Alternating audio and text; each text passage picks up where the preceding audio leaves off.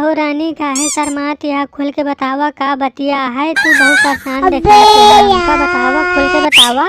नहीं अम्मी, ऐसी कोनो बात ना है, छोट मोट बात है, शर्म लागत है। पापा के संग में बताई कि न बताई, बोले बाले न लागे, पीटे पाटे न लागे, बवाल हो जाए।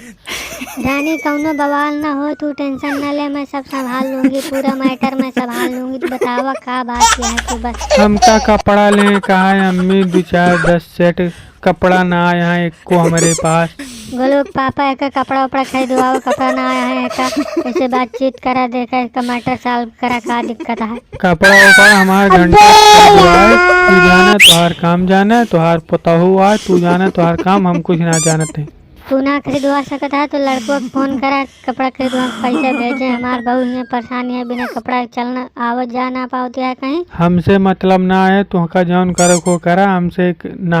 हम कहते हैं हमारे घंटा कपड़ा खरीदवाए, पिछली बार खरीदवाए रहे तब नदियम बहाई दिए। गुदरी बाजार के कपड़ा लेके आ रहे हैं, तू भाई ने नदियम तो का करे लगे पूजे।